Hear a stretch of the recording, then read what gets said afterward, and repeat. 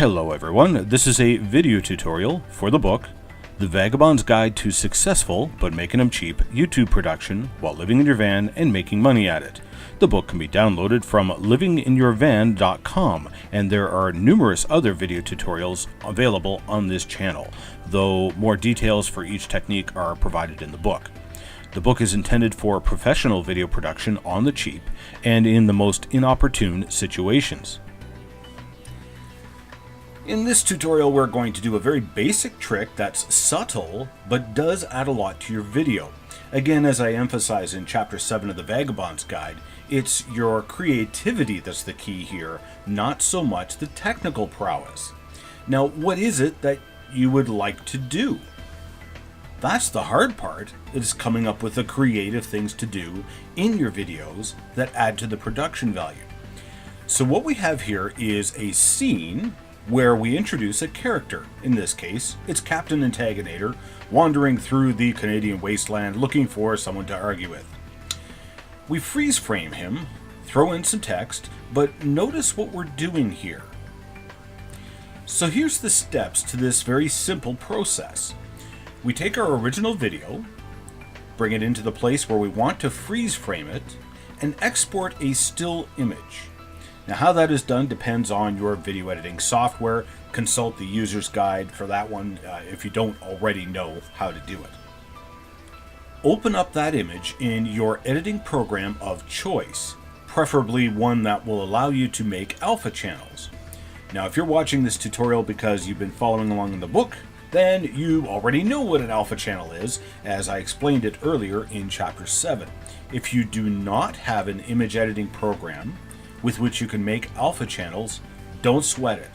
Ignore this next step, hang on, hang tight, I'll come back to you in a second.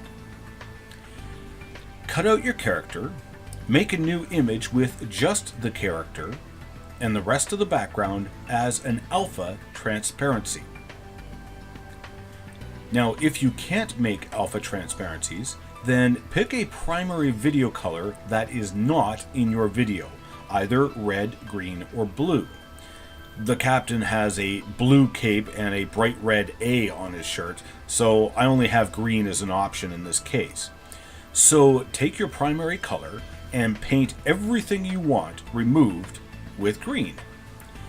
Now when you put the still image into your video editor, you can use chroma key to remove all the green and turn it into an alpha transparency. Voila, you've removed the background. Take your original unaltered still image and import it into your video editing program where you want the freeze frame to start and make it, about 10 seconds or so. We're going to do two things with this image. First, we're going to blur it. Again, how this is done is dependent on the editing program you're using. You're then going to add a motion path and keyframes to it, where it starts at exactly the same size it originally was, and then at the end of the 10 seconds, it's slightly larger and crops right outside the frame. You don't want to go too big.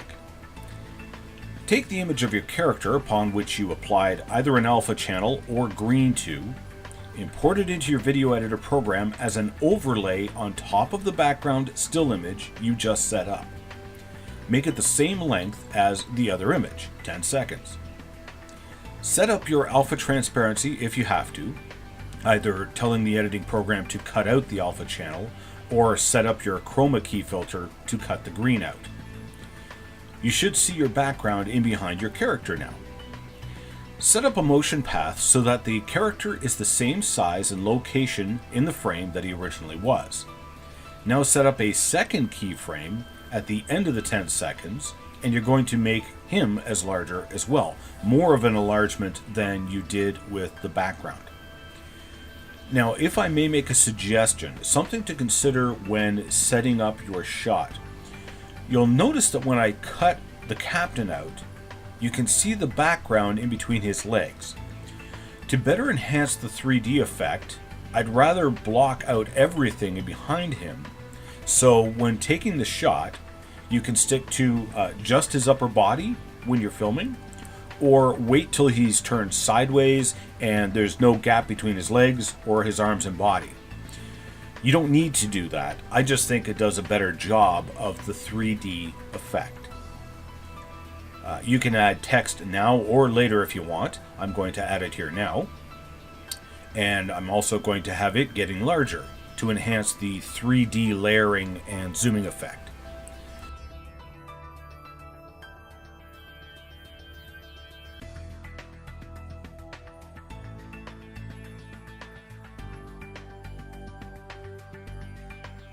Render it all out, and there you have it. It's a simple technique, so I come back to my main point again. Think about it. What is it that you would like to do in your video? Once you get the creative juices flowing, then it's surprising what you can do with very simple post-production techniques. I cover many more simple and cheap special effects in my book, The Vagabond's Guide to Successful, but Making Them Cheap, YouTube Production, while living in your van and making money at it. The book can be downloaded from livinginyourvan.com, and there are numerous other video tutorials available on this channel, though more details for each technique are provided in the book. The book is intended for professional video production on the cheap and in the most inopportune situations.